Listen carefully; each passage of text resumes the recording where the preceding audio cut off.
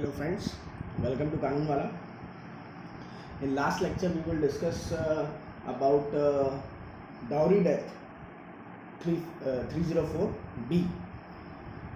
इस वीडियो में हम लोग 305 से लेकर आगे बढ़ेंगे. तो बेसिकली अगर हम लोग सेक्शन 305 ऑफ आईपीसी अगर देखें हम लोग तो यहाँ हमको अब आपको शायद क्लियर होगा. 305 में अगर हम बात करें तो 305 बोलता है कि अगर किसी इंसान पर्सन को जो कि पागल है या फिर हम बोलें कि किसी चाइल्ड को या फिर किसी इंटॉक्सिकेटेड मतलब जिसने कोई नशा कंज्यूम किया हो ना. यहाँ लीकर जरूरी नहीं है, कोई भी नशा हो सकता है, वो ड्रग का नशा भी हो सकता है. क्लियर. अधिकतर ये होता है कि वो जब हम लोग इंटॉक्सिकेशन पढ़ते हैं तो केवल लिकर हमारे माइंड में आती है. अगर ड्रग भी है, गांजा है या कुछ और चीज़ भी है, सब्सटेंस कुछ भी हो सकता है, वो सभी इंटॉक्सिकेशन की डेफिनेशन में आ जाएंगे. तो अगर इंसान पर्सन को, चाइल्ड को या इंटॉक्सिकेटेड पर्सन को सुसाइड के लिए अगर उकसाया जाता है तो सुसाइड के लिए अगर उकसाया जाएगा तो वो सेक्शन 305 में आएगा.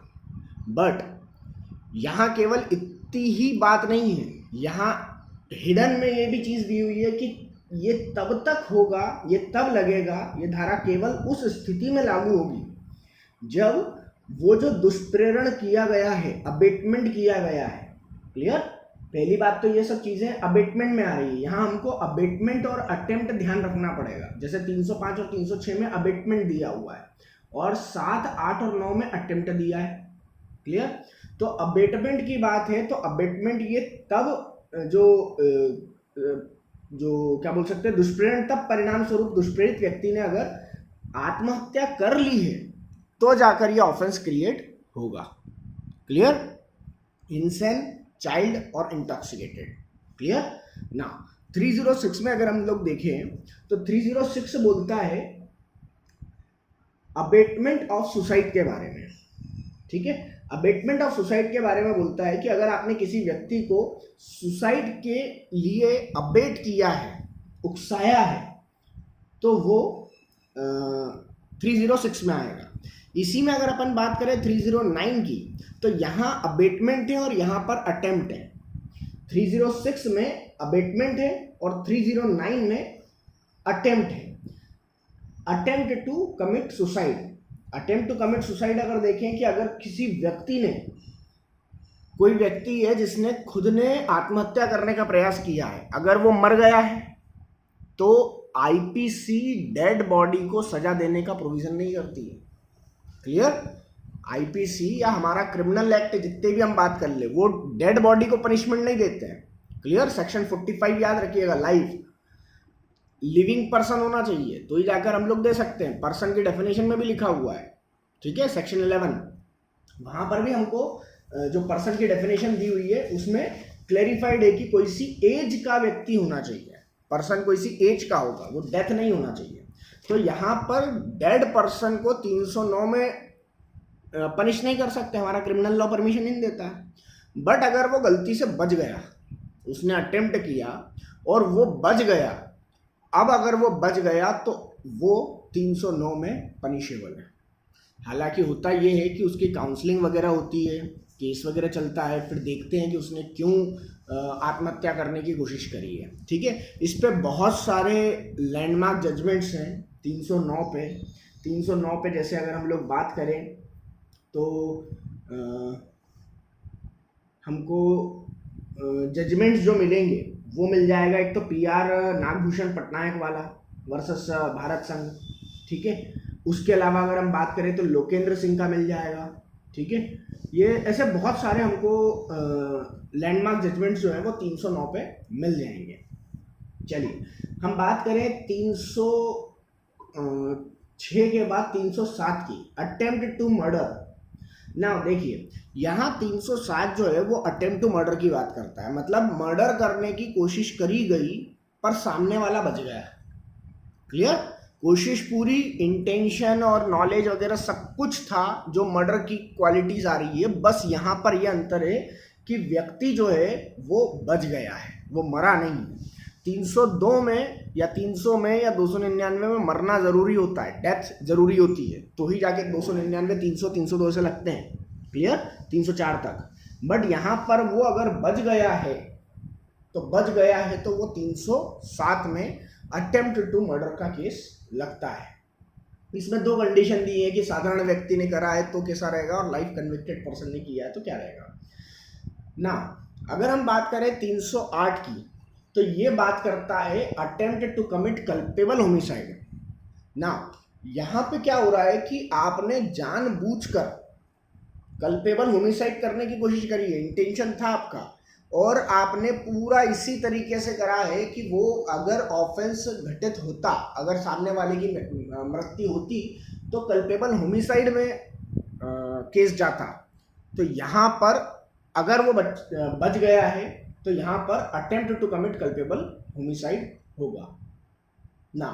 310 जो है वो हम बोल सकते हैं कि एक बहुत इंपॉर्टेंट क्वेश्चन है, ठीक है।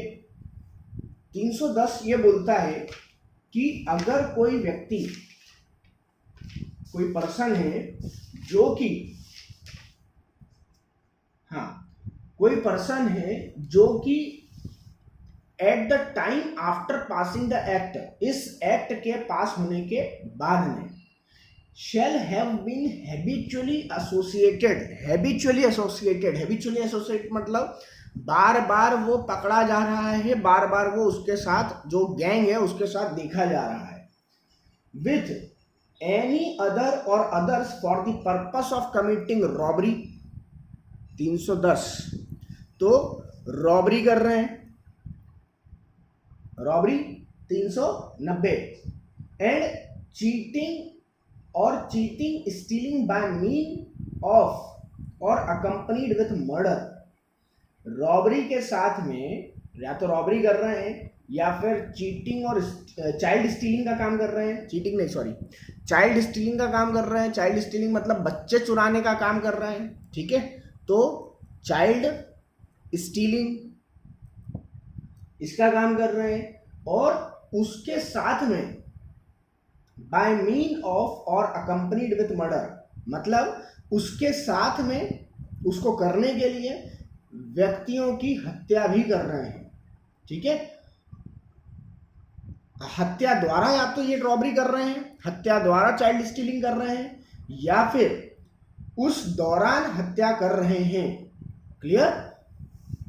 या तो हत्या करके रॉबरी करने का उनका प्लान है, या रॉबरी के दौरान उनका एकदम से प्लान बना और उन्होंने हत्या कर दी। तो इन दोनों केस में अगर वो व्यक्ति डेथ करेगा तो हम उसको बोलेंगे कि उसने, वो ठग है, क्लियर। वो क्या है, ठग है। और ठग जो है उसकी जो लाइफ इम्प्रिजनमेंट की उसको पनिशमेंट मिलती है 311 में ना। अब अगर हम बात करें 312 से लेके, वो भी इजी है। जैसे हम बात करें 312 की, 312 की अगर हम बात करें तो ये बात करता है मिसकैरेज की,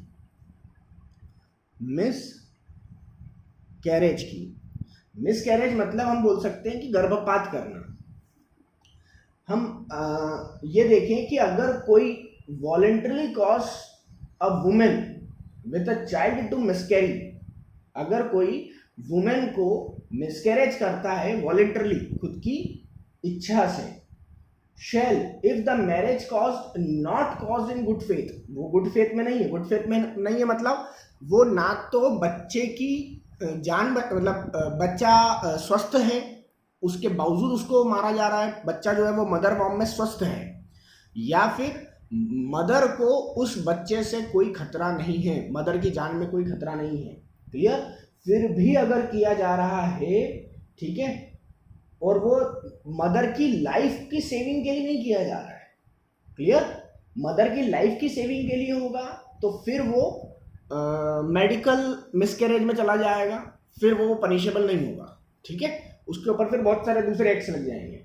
यहाँ मदर की सेव करने के लिए नहीं, तो फिर वो क्या बोल सकते हैं, जो डॉक्टर रहेगा या जो भी मेडिकल वाला रहेगा वो 3 साल के लिए पनिश किया जा सकता है ना। अगर वो क्विक चाइल्ड होगा, क्विक चाइल्ड मतलब क्या होता है? क्विक चाइल्ड बेसिकली डेफिनेशन ये बोली जाती है कि वो बच्चा जो मदर के वॉर्म में मूवमेंट करने लगता है। नॉर्मली 6वें या 7वें मंथ ऑफ प्रेगनेंसी में ये होता है, ठीक है। वो मूवमेंट करने लग जाता है, माँ को ये पता चलने लगता है कि वो मूवमेंट कर रहा है, घूम रहा है, और जैसे हम बोल सकते हैं लात मारने लग जाता है, उस बच्चे में जान आ जाती है। जो पुराने लोग बोलते हैं कि बच्चे में जान आ गई है वहाँ पे, क्लियर। तो उसको हम बोलते हैं यहाँ पर क्विक विथ चाइल्ड। तो अगर क्विक विथ चाइल्ड थी मदर, मतलब 6th और 7th मंथ के बाद में अगर वो मिसकैरेज किया गया है, तो वहाँ पर वो 7 साल तक की सजा हो सकती है। इसका एक्सप्लेनेशन बोलता है कि अगर कोई वुमेन खुद को मिसकैरी करवाती है तो वो भी इस सेक्शन में पनिशेबल होगी, क्लियर। वो महिला भी पनिशेबल है क्योंकि उसने भी साथ दिया है। 313 में अगर हम बात करें, वुमेन की कंसेंट के विदाउट किया जाता है। वुमेन की जो मदर है, जो प्रेग्नेंट लेडी है, उसकी कंसेंट के विदाउट अगर किया जा रहा है, या उसकी कंसेंट जो ली जा रही है वो कोएर्शन, मिसरिप्रेजेंटेशन इस टाइप से ली जा रही है, और फिर अगर करवाया जाता है और वही पुरानी कंडीशंस हैं 312 वाली, तो फिर वो लाइफ इम्प्रिजनमेंट तक हो सकती है, क्लियर। अगर क्विक चाइल्ड रहेगा तो, और क्विक चाइल्ड नहीं है तो वो लगभग 10 ईयर्स तक हो सकती है ना। 314 में अगर हम बात करें तो death caused by act done with intent to cause miscarriage. अगर इस मिसकैरेज के दौरान डेथ हो जाती है, ठीक है, वुमेन की, तो उस कंडीशन में इम्प्रिजनमेंट जो रहेगा वो 10 साल तक के लिए हो सकता है। और अगर वो वुमेन की कंसेंट के विदाउट मिसकैरेज किया जा रहा है और फिर डेथ हो जाती है वुमेन की, तो लाइफ इम्प्रिजनमेंट तक की सजा हो जाएगी। आगे हम बात करें 315 की, तो 315 ये बोलता है एक्ट डन विथ इंटेंट। यहाँ ये ध्यान रखिएगा, 315, 316, 317 ये थोड़े से ट्रिकी रहेंगे, ये हमको थोड़ा ध्यान रखना है। यहाँ हम लोग देखते हैं 315 पे ना। 315 पे अगर हम देखें, act done with intent to prevent child. देखो यहाँ इंटेंशन है to prevent child birth. Intention क्या है कि चाइल्ड पैदा ना हो, जिंदा, बर्थ अलाइव, जिंदा पैदा ना हो, और cause it to die after birth, या फिर cause it to die after birth ना। अब देखिए यहां पर क्या है, सामने वाले का इंटेंशन है, जो व्यक्ति है उसका इंटेंशन है। इंटेंशन किस बात का है? इंटेंशन जो है वो इस बात का है कि या तो बच्चा जिंदा पैदा ही ना हो, या अगर जिंदा पैदा होता है तो उसके बाद मर जाए, क्लियर। कोई ऐसा एक्ट करा जाता है जिससे या तो बच्चा मरा हुआ पैदा होगा या पैदा होके मर जाएगा, क्लियर। तो वो आएगा कहां पर? 315 में, क्लियर। अगर कोई ऐसा काम करता है कि जिससे व्यक्ति की, बच्चे की या तो जिंदा पैदा नहीं होगा या उसके बाद मर जाएगा, ठीक है, अगर कोई ऐसा काम करता है तो if such act is not caused in good faith, और वो गुड फेथ में भी नहीं है, नॉट इन गुड फेथ। देखो यहाँ पर medical termination of pregnancy act भी लगता है, ठीक है। उसमें ये होता है कि अगर बच्चा कोई सीरियस बीमारी से है, पागलपन से है या जो भी है, वो अपन बोल सकते हैं कि वो कोई दिक्कतें हैं उसमें मेडिकल टर्म्स में, और वहाँ पर कुछ दिए गए हैं कि वहाँ पर ये चीज़ करी जा सकती है लीगली, वहाँ पर उसकी छूट दी गई है medical termination of pregnancy act में। बट अगर वो गुड फेथ में नहीं है, वहाँ पर गुड फेथ में होता है। क्लियर? जैसे अपन बात करें कि मदर की लाइफ को उससे कोई डेंजर हो, मदर की लाइफ को अगर डेंजर रहेगा तो मदर की लाइफ को बचाने के लिए चीज करी जा सकती है, ठीक है। पर अगर वो मदर की लाइफ को बचाने के लिए भी नहीं है तो यहां पर फिर इम्प्रिजनमेंट फॉर लाइफ लगेगा। क्लियर? उम्र कैद की सजा हो जाएगी। 316 में देखें ना, 316 एक बहुत इंपॉर्टेंट है, और यहां मैं आपको 299 के से भी इसको कनेक्ट करके बताऊंगा, 300 से भी कनेक्ट करके बताऊंगा। 316 बहुत इंपॉर्टेंट सेक्शन है और कई बार पूछा गया है ना। 316 बात करता है causing death of quick unborn child. Causing death of quick unborn child. देखो पहला तो बच्चा क्या होना चाहिए? क्विक अनबॉर्न चाइल्ड होना चाहिए, मतलब 6th या 7th मंथ, उसके बाद का 6th 7th 8th 9th। Clear? वहां पर होना चाहिए by act amounting to culpable homicide. इधर हम देखते हैं whoever does any act under such circumstances, किसी ऐसी किन्हीं परिस्थितियों में वो व्यक्ति ऐसा कार्य करता है, एक एक्ट करता है, that if he thereby cause death would be guilty of culpable homicide, कि जिसमें अगर वो मर्डर करता तो वो काय के लिए पनिशेबल होता? कल्पेबल होमिसाइड में। मतलब वो जो कल्पेबल होमिसाइड की डेफिनेशन है वो पूरी पूरी इंक्लूड हो रही है।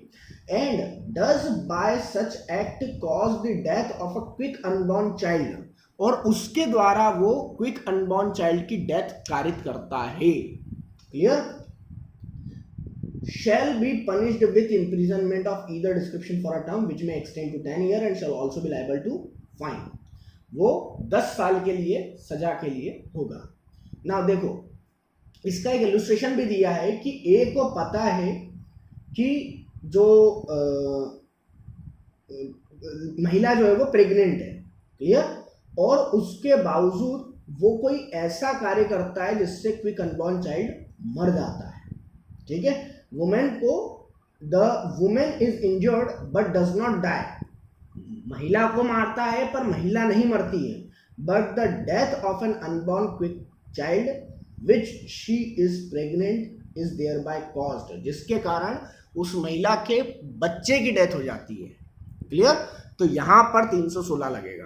अब देखिए हम इसको कनेक्ट करते हैं सेक्शन 299 के एक्सेप्शन 5 से, सॉरी सेक्शन 300 के एक्सेप्शन 5 से। सेक्शन 300 का एक्सेप्शन 5, सेक्शन 300 का एक्सेप्शन 5 जो है वो भी कल्पेबल होमिसाइड के बारे में बात करता है। वो क्या बोलता है कि culpable homicide is not murder. Culpable homicide murder नहीं होगा when the person whose death is caused being, sorry मैंने गलत कर दिया है, वो 299 का है। 299 का 1 सेकेंड, 299 का एक्सेप्शन 3 है, एक्सप्लेनेशन 3 है, सॉरी 299 का एक्सप्लेनेशन 3 है। ठीक है? 299 का जो एक्सप्लेनेशन 3 है वो ये बोलता है the causing of death of a child in the mother's वॉर्म। माँ के पेट में है बच्चा और उसकी डेथ की गई है। Clear? Causing the death of a child in the mother worm is not homicide. वो मानव वध में ही नहीं आता है। कल्पेबल होमिसाइड तो दूर की बात है, वो तो मानव वध में ही नहीं आता है। ठीक है? But it may amount to culpable homicide, पर वो हो सकता है अगर वो चाइल्ड जो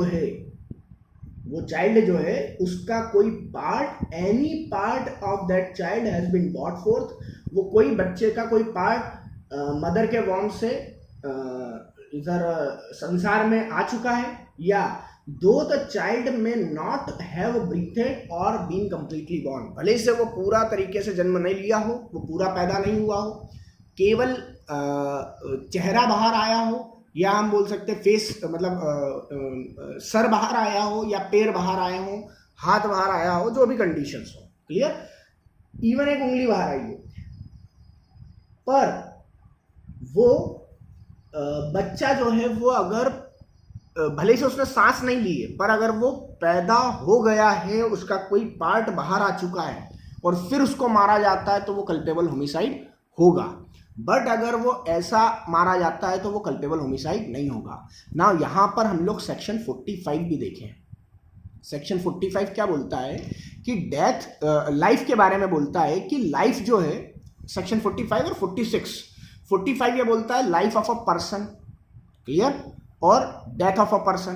तो यहाँ पर तो पर्सन की डेफिनेशन में आएगा ही नहीं ना बच्चा, जब तक वो मदर वॉर्म में है, क्योंकि एट एनी एज बर्थडे कहाँ से मनाते हैं? बर्थडे तो जिस दिन पैदा होगा उस दिन से मनाएंगे ना, उससे पहले बर्थडे थोड़ी नहीं मनाएंगे। तो यहाँ पर वो बच्चा लाइफ में एज की गिनती में आया ही नहीं है। एज की गिनती में नहीं आया है तो फिर क्या होगा? वो बच्चा सेक्शन 45-46 के डेफिनेशन में नहीं आएगा, तो वो बच्चा कल्पेबल होमिसाइड और मर्डर इस चीज़ में नहीं आएगा, ना तो 300 में आएगा ना 299 में आएगा। और वो कहाँ चला जाएगा? 316 में। और 316 में क्या चल जाएगा? क्विक अनबॉर्न चाइल्ड की डेथ में। तो क्विक अनबॉर्न चाइल्ड की डेथ में चला जाएगा वहाँ पर, और 316 में जाके क्या हो जाएगा? वो पनिशेबल हो जाएगा। क्लियर? 317 की अगर हम बात करें, होपफुली एक चीज़ क्लियर हो गई होगी। इसको मैंने 299 से और 300 से भी कनेक्ट करने की कोशिश करी है, हालांकि थोड़ी सी गलती हुई थी मुझसे शुरुआत में कंफ्यूजन के कारण। ठीक है, कोई दिक्कत नहीं है, होपफुली आपको अंडरस्टैंड हो गया होगा ना। एक्सपोजर 317 बोलता है एक्सपोजर और abandonment of child under 12 year of age. देखो 12 साल से छोटे बच्चे को हम लोग देखते हैं कई बार कि वो बच्चे को कचरे के डब्बे में छोड़ के चले जाते हैं, सरकारी अस्पताल के पास में ही छोड़ के चले जाते हैं। ऐसे कई बार हम लोग पेपर में केस देखते हैं, वो 317 केस होते हैं। क्लियर? अगर मदर या फादर ने 12 साल से छोटे बच्चे को अगर छोड़ दिया है, अबेंडन कर दिया है, त्याग दिया है, तो यहां पर 7 साल की सजा हो सकती है। क्लियर? वहां पर उसको छोड़ के चले गए हैं, एक्सपोज कर दिया था, खुले प्लेस पर छोड़ के चले गए, हो सकता है उसकी डेथ हो जाए। क्लियर? पर हुई नहीं ना, डेथ नहीं हुई। This section is not, explanation बोलता है this section is not intend to prevent the trial of an offender for murder or culpable homicide as the case if the child die in consequence of the exposure. अगर वो बच्चा मर जाता है तो फिर डेथ या कल्पेबल होमिसाइड का केस भी लगाया जा सकता है। नाउ अब यहाँ पर देखिए अपन एक चीज डिस्कस करते हैं। यहाँ 12 साल से छोटे बच्चे की बात बोली गई है। क्लियर? बट अगर हम लोग देखें कि बच्चा जो है वो इतना छोटा था कि बिल्कुल उसी पे था, क्या बोलते हैं, गोदी में ही था, वो 1-2 साल वाले ही है वो, तो यहाँ पर कंप्लीट एक्सपोजर माना जाएगा उस बच्चे का, और वहां पर डेथ तक की पनिशमेंट दी जा सकती है अगर बच्चे को कुछ होता है तो। क्लियर? ये हमको ध्यान रखना है। वो फिलहाल अभी मेरे पास नोट्स नहीं है उस चीज़ के, मैंने पढ़ा जरूर है उस चीज़ को, तो मुझे याद आया तो मैंने सोचा आपको बता दूं मैं ना। आगे हम लोग देखते हैं 318 के लिए, concealment of birth bye secret disposal of dead body. बच्चा पैदा हुआ, ठीक है, और उसको या तो वो जिंदा पैदा हुआ या मरा हुआ पैदा हुआ है, और उसकी डेड बॉडी को कंसील कर लिया गया है ताकि बच्चा पैदा हुआ है ये पता ही नहीं चल सके। Whoever by secretly burning or otherwise dispose of the dead body of the child, ठीक है, बच्चा या तो पैदा होने के बाद मर गया है या मरा हुआ पैदा हुआ है और उसको सीक्रेटली डिस्पोज कर देते हैं, ठीक है, whether such child die before or after or during the birth, वो बच्चा बर्थ के दौरान मरा हो, बर्थ के पहले मर गया हो, या बर्थ के बाद मर गया हो, कोई सी भी कंडीशन हो सकती है, और उस बच्चे की डेथ को इंटेंशनली कंसील करने के लिए और endeavour to conceal the birth of the child shall be punished with imprisonment for any description of for the 2 years। 2 साल तक की सजा हो सकती है। क्लियर ना? चलिए, हम लोग पूरा एकदम डिटेल में नहीं पढ़ रहे हैं, तो कई बार एक्सप्लेनेशन में थोड़ी सी दिक्कत आ सकती है। होपफुली आप अंडरस्टैंड करेंगे कि हम लोग का फास्ट ज़्यादा करना है हमको, हम लोग बेसिक चीज़ नहीं ले पा रहे हैं, हम लोग केवल प्रीलिम पॉइंट ऑफ व्यू से और रिवीजन पॉइंट ऑफ व्यू से कर रहे हैं। तो ये वीडियोस केवल तब यूजफुल हैं जब आपने पढ़ा हुआ हो, आप गो थ्रू हो उस आईपीसी से, सभी सेक्शन से, और केवल आपको रिवाइज करना है, केवल आपको मेमोराइज करना है कि हाँ हमने ये चीज़ पढ़ी थी, तो ही ये वीडियोस आपके लिए यूजफुल रहेंगे, ये सीरीज। हालांकि मैं कंप्लीट एक्सप्लेनेशन भी बनाऊंगा, तो वो भी हम लोग देखेंगे। Thank you. आपको अगर वीडियोस अच्छे लग रहे हैं तो प्लीज़ लाइक, शेयर और सब्सक्राइब कानून वाला। आप इंस्टाग्राम पे भी मुझे फॉलो कर सकते हैं, और फेसबुक पे भी हूँ मैं कानून वाला, व्हाट्सएप ग्रुप्स पे भी हैं कानून वाला, और सुप्रीम कोर्ट के जजमेंट्स के लिए भी आप मुझे फॉलो कर सकते हैं। Daily Supreme Court and High Court judgments नाम का फेसबुक ग्रुप से। इंस्टाग्राम पे भी मैं डेली समरी डालता हूँ सुप्रीम कोर्ट के लेटेस्ट जजमेंट्स की, आप उसके लिए भी फॉलो कर सकते हैं। Thank you.